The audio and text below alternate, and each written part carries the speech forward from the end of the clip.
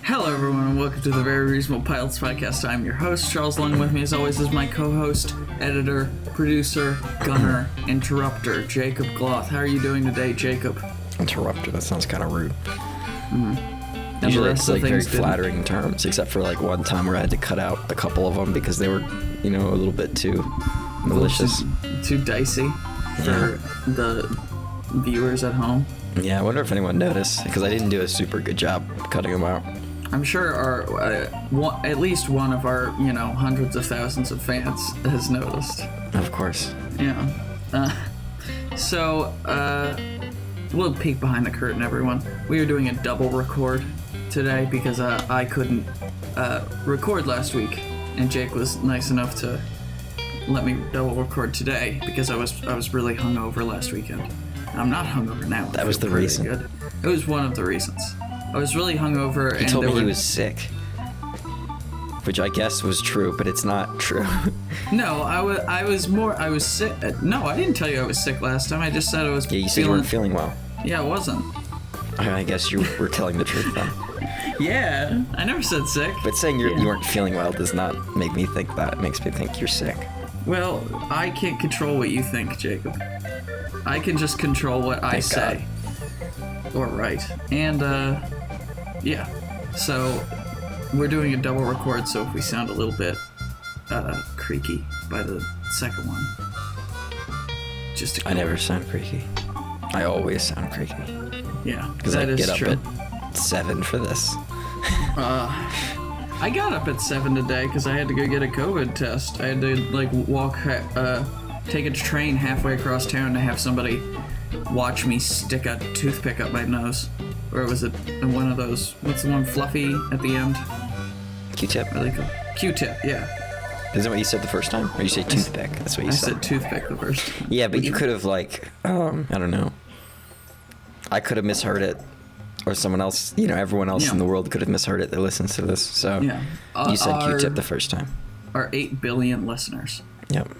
All 8 billion of them. So today what I'm doing is we're reaching back, I feel like we've kind of drifted away from where the show started.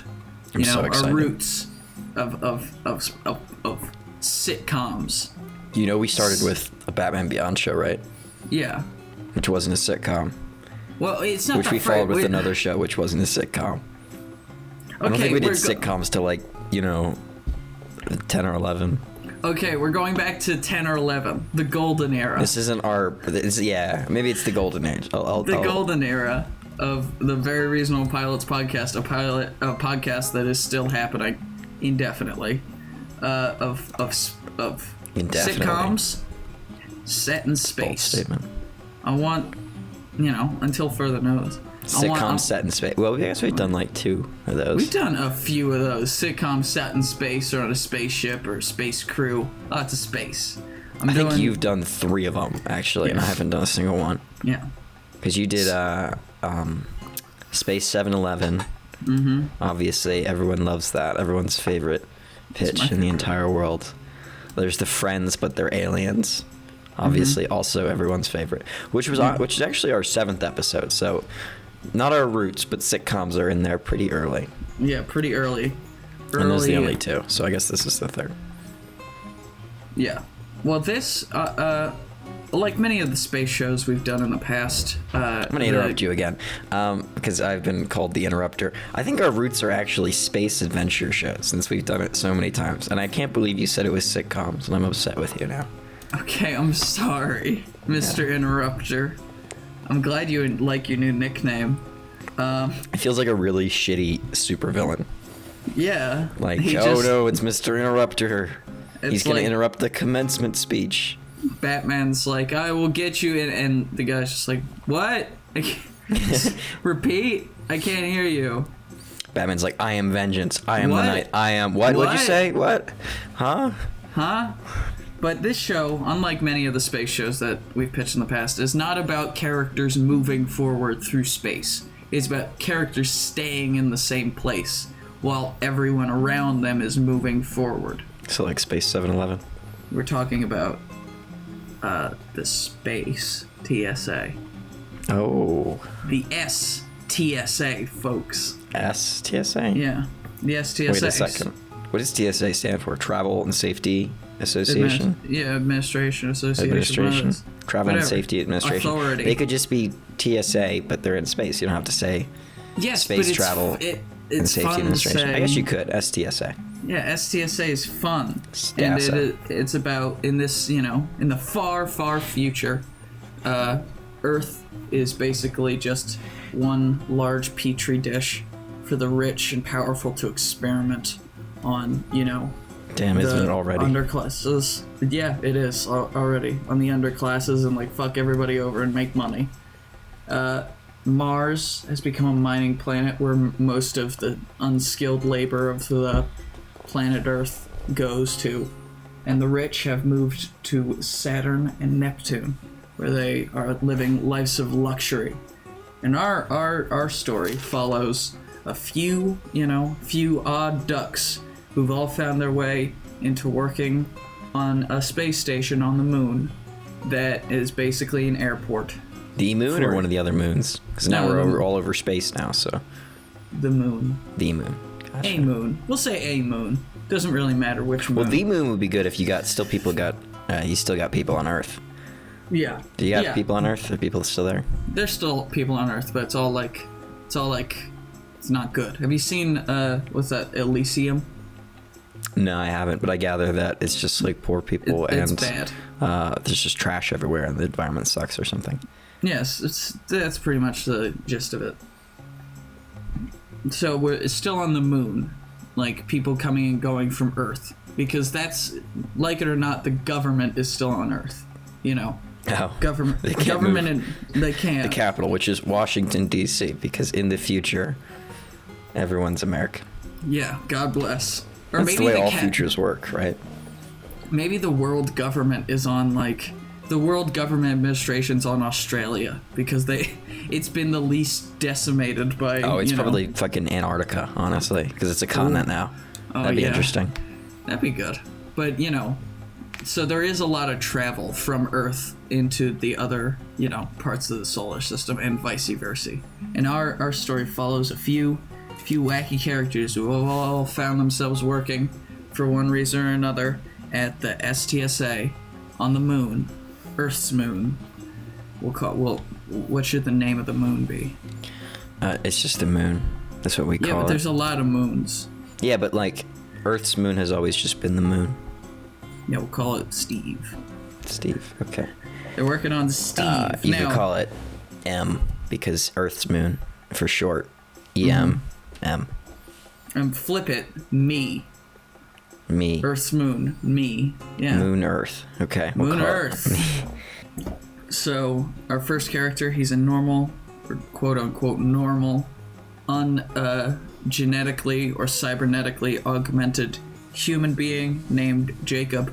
I really hope no one is cybernetically or genetically modified, and you just say that about every character in the beginning. I'd love to. I will. Be funny.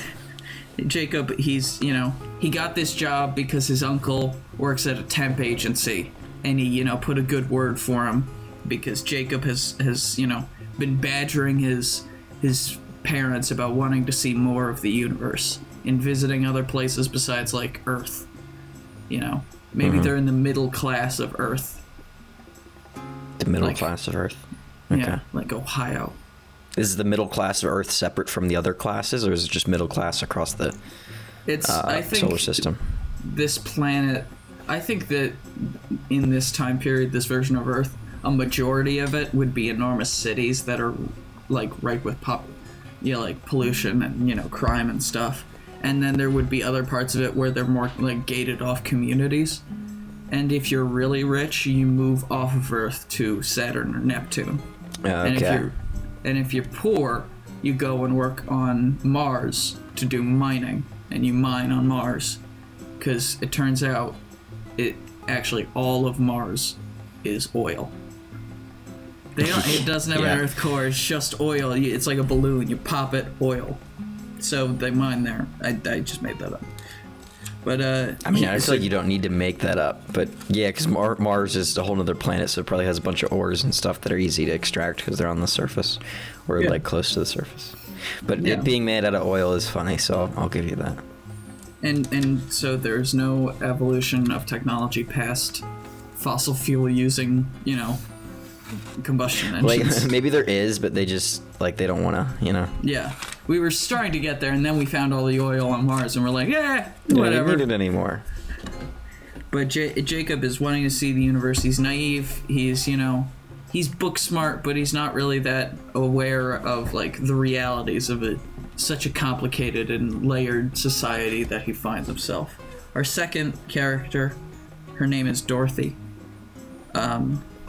She is a dolphin.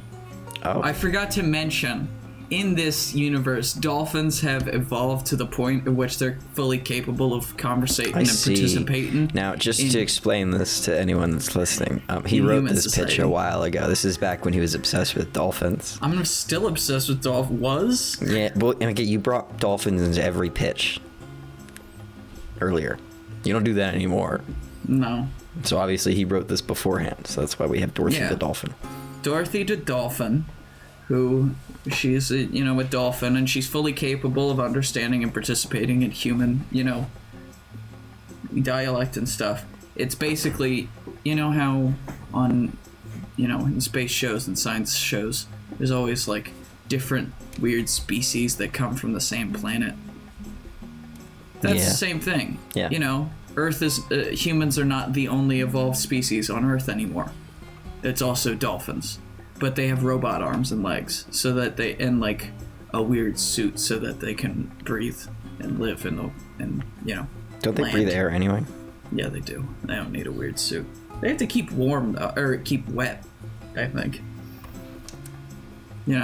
So that's our thing. And she has a really her one of her problems is she identifies as a woman. She is a woman dolphin, but she was given the basic set of dolphin upgrades so that she could like participate with human culture.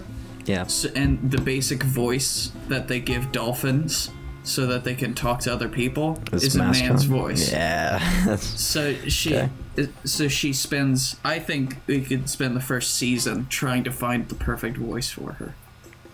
Oh, so like every episode, maybe she goes out to the voice store. She buys a new one. Get a new voice actor every single time. Yeah. And maybe it's like, oh, there was a mix-up at the store, and I got Dave Chappelle. We can fit Dave Chappelle in every one of our episodes. Every one of our episodes or our series? Every episode of every series we've ever pitched. Dave Chappelle. We mentioned him before. I think he's in one of our thumbnails. Falling Up. No, it's he's in the one with Bender. No, he's not. He's in the one with I know. You know what? You're right. He is in that one. He's in 3 of our shows actually. Yeah. I think. I don't even know anymore. We can give him to play as Isaac Asimov. Ivan Asimov. Isaac Illich. Yeah, we can get him to play Isaac Illich. Isaac Asimov. Yeah. Our third character, his name is Puddle. Okay. And, is he a puddle? He is a puddle. Oh my God. He's a cloud of nanobots that a man many, many decades ago uploaded his consciousness into. Oh, okay. And now... Like a scientist? Like a crazy scientist or some dude? A thing you can do in this future is upload your consciousness to a cloud of nanobots. Okay. And then you just, are that cloud of nanobots now. And Puddle's problem is you flubbed a little bit and you said bananobots. And I think bananobots. They should be shaped like little bananas. Oh, they can be. Or banana. Maybe it's like, because they're a giant cloud, maybe if you step into the cloud, it smells like bananas. Like... Just bananas? Is this banana? Are you making me taste bananas, Puddle? But Puddle's problem is that he really does not like confrontation. And whenever any sort of confrontation happens, he stops from being this like cloud with a face, which is basically his kind of, natural thing. He's a cloud with a face. He can pick stuff up, move it around, and he turns into a puddle. On the ground of like this liquid nanobots. A character like that in Sky High. Oh yeah, they did. They got. Can we get Bruce Campbell to be in ours? I'm surprised too? you know the actor that played the puddle dude in Sky High. That's insane. No, he didn't play the puddle guy in Sky High. Bruce Campbell played the gym teacher in Sky High. Oh, well then why'd you even bring it up? Because Bruce Campbell's awesome, and I want him in my show. And our final character that is, working at this port for the STSA, his name is Box. Is he a box? And he's a giant box. Oh my god! That does not have wheels or anything. It just moves across the floor, and it is created. It was created by the company that runs the space airports. So his name's Box, right? His name's Box. He's a box. And he's like, get back to work. He's basically Benson from have you seen Regular Show? Yeah, so he's the boss. Okay, so he's like the manager of the... Yeah. He's a box. The three sentient beings, the dolphin, the man, and the puddle, yeah, are the lowest on the totem pole. The box... The box. Is the box a robot? Yeah, it's basically a speak and spell. It's like basically like something. It's like a little box that comes out of its office, quote unquote office, every couple of hours and yells at you to get back to work. And maybe we'll have like a witty retort like, oh yeah, well, that's why your wife died, because you're bad at folding shirts. Damn. And then go back to his office and he's just charging. Question: Can his full name be George H.W. Box? Oh my god, yes. Oh my god, his name is George H.W. Box. H.W. Box. And maybe, like, after a season or two, we reveal that it was the entire time, it was just a little man in the box. And they open it, and there's just, like, a little guy in there smoking a cigarette, just, like, taking a shit. And he's like, yeah, what's up? I think that'd be good. Well, and you could just be like, yeah, you can call me George. You can call me Box, or George, or H, or W. Call me whatever you like. Yeah, and these. Did you just drink out of a mini jug? I bought one of those milk things that's for milk, but only a little bit of milk. It looks like a gallon jug, but it's only the size of his hand. Yeah. It's because I'm a giant now. Oh, okay, that's cool. Jacob. And each episode, these 4 characters are dealing with some other wacky problem at the TSA, or, they're dealing with some crazy person who's, Can you kind of describe, like, what the place looks like? Because I'm having trouble trying to picture what Space TSA hangar or whatever looks like. I'm thinking of it as, like, it's an airport, like a normal Earth airport, with all the glass, and like all the walls are made out of glass, and there's metal and glass and everything, but you can see through, and all of the barriers that are made up, like, oh, you can't go here or can't go there, or just like cardboard or the velvet rope or whatever. Yeah. So I'm trying to give it a very like modern, sad, depressing, post 9/11 sort of vibe of just kind of like, oh, it's a bit of a bummer, and there's these 4 people who are in this 21st century, like early 21st century airport, but they're all like early 31st century people, and they've got robot arms and legs and shit. I think that'd be funny, and I still want to make sure that they all have to wear the gloves. Oh my god! I got you. The TSA agents wear, and I think it would be a good joke. I don't have a lot of storylines planned for this because it's a sitcom, and just be like, and my you wrote parents it like a month ago or 2. Yeah, my parents are coming to visit, and they think I run the airport. But I think one thing that could be funny is Dorothy the dolphin is constantly trying to put the gloves on, but she has robot hands. So the hands just keep ripping through the gloves. Oh my god. So she's like, I've gone through 3 boxes of gloves today. Box. stop making me put gloves on. I know it's company policy for all employees to wear gloves on, but I am a fucking dolphin. And by the end of the episode, she's just got 2 gloves kind of stuck to her flippers. They're like, happy, box? It's like, get back to work. Jesus, that's funny. Yeah. Are you gonna have any, like, what's a typical TSA scenario that happens at the airport? We get, like, someone that has, like, some crazy stuff in their bag or something. Yeah. I'm thinking, what's happening like, at this TSA? Opening the show. You get, like, opening theme song plays. You get the, show title, credits, all that. Zoom in. We have Jacob standing there. And he's, like, just signing people through, checking bags. Like, oh, that's clear, using that little dumb flashlight that doesn't do anything.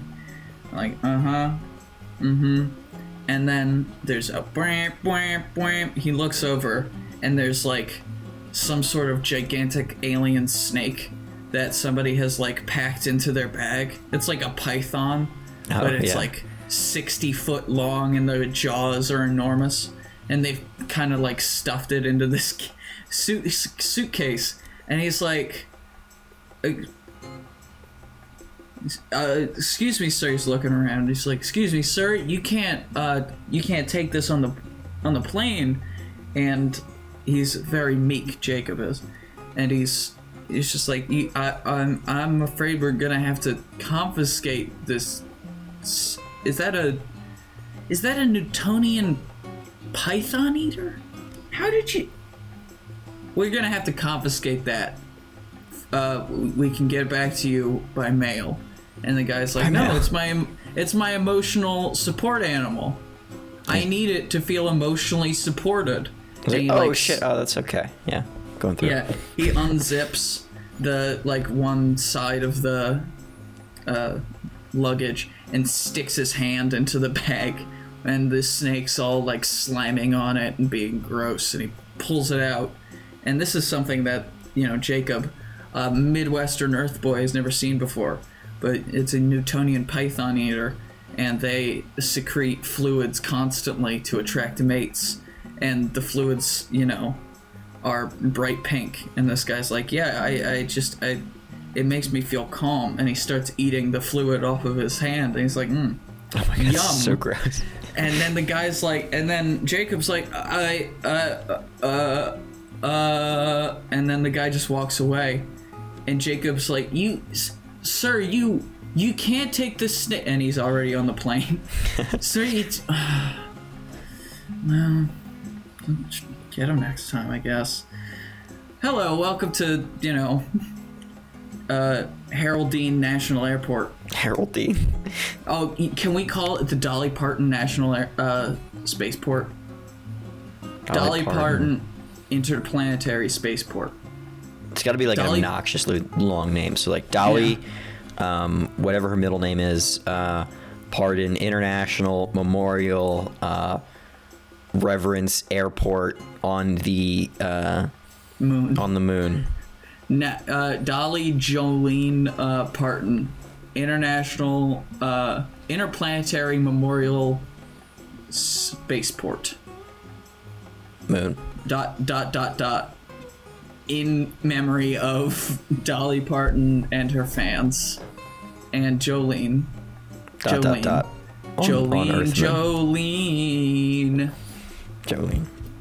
Jolene. Goodbye. Thank you for the airport. That was all the title. Even the goodbye part. It's just like a constantly scrolling on the front of the oh my thing. God. I like to think that maybe the first episode you get a shot of that, or you see it scrolling, and then for the rest of the show you never once see the same beginning. So it's so long that for the entire show you never see ever again the beginning part. Or maybe that could be like in the first episode, Dorothy, Jacob, and Puddle are trying to like come up with an idea, or like trying to like brainstorm a name for the airport. Yeah. Or like replacing the name that was there. on the screen, and they like text to speech writes all of that down and like puts it in. Oh my god. So it's like saying that across the thing, and they just never notice, and that's just something that doesn't go addressed at all throughout the show, except like when we do outside pan shots, it'll be scrolling. And that electronic board or whatever is connected to like the official database for the airport name, so everyone calls it that now. Yeah. And maybe like later in like a future episode, you can have like two characters like going to the airport, and they're like, you know, which one did we need to go to? Like maybe there's a couple airports on the moon, and they're like, I think we need to go to the Dolly Parton Memorial Reverence, and they just like list the whole name, and then it cuts away while they're still listing. Or maybe it could be like, they're like, I think we have to go to the, it says right here on the directions, we have to go to the Dolly Parton Airport. Oh, is that this one? Oh no, this one's not the Dolly Parton. This is the Dolly Jolene Parton Interplanetary Spaceport. This is just the Dolly Parton Spaceport. So I guess we have to find the Dolly Parton Spaceport. Where do you think it could be? And it's just like two people who are constantly looking for the Dolly Parton Spaceport. But they changed the name. They changed the name. And maybe they can become the antagonists of season 3. Yeah, they're really upset about the name change. And so they file a complaint. Ooh. Season 3, all about the complaint that was filed. All about it's a legal show. Yep. It's crazy. Right. It's insane. Well, that was kind of all I had for this show. Sorry I didn't have more episode ideas. But, you know, what are you gonna do? Sometimes you win some, sometimes you lose some, sometimes what are you gonna do? Stick it in a pencil sharpener. Bullshit me. You're pretty good at that. You're good at coming up with things on the fly. I'm surprised you can have like 4 episodes out of your ass. But I'm trying to save all that coming up with on the fly energy for the next episode. That's we record. Right. Yeah, the next one we're recording is the 50th, so it's whatever, go up with it as we go. Yeah, so sorry if this one's a little bit short, folks, but we're going to give you they love it when it's short, because then they don't have to listen to it for as long. Sexy one next week, I swear to God. So thank you everyone for listening to the Very Reasonable Pilots podcast. I've been your host, Charles Lung. With me as always has been my co-host, editor, producer, gunner, interrupter, Jacob. Yep, that's me. Yeah, you can find us on Twitter at VRP Podcast. You can find me on Twitter at Charles_Lungs. You can find this Very Reasonable Pilots podcast wherever you listen to podcasts or have heard of podcasts being held. They're there, except for Stitcher, right? Stitcher doesn't like us. No. Well, I mean, I could. It's really easy to put it on Stitcher, but I haven't. At this point, I think it's too late. No, I mean, it isn't too late. It's really easy. But they you know what they do, Charlie? They make you advertise Stitcher. I'm not going to do that. On your podcast, which I don't understand how we do that, so I don't want to do it. We probably advertise Stitcher more than any other podcast because we talk about it. That's true. But we don't advertise it in like a good way. Yeah, I've never used Stitcher. Is it a good app? I don't know. I don't understand. There's all these podcasting apps that people could use, but I feel like there's only 3 that anyone uses, right? Yeah. This is probably going to be cut out, but I don't get it. People listen to podcasts on apps besides like Spotify or like Apple. Yeah, or like Why? Google Podcasts. There was this one app I used. It had all the podcasts from everyone that made podcasts ever, probably, including all like if there was ever any exclusive content that was like behind a paywall. Oh. It would have that too. So that's why I could see using like Stitcher if they had that stuff, but I doubt it because that probably wasn't the most legal thing, strictly speaking. Don't know. All I know is that the best service is Spotify because I get to put my little tiny thumbnails in there. Yeah. It's good. I enjoy it. All right. Well, thank you everyone for listening. See you soon. Bye. Bye.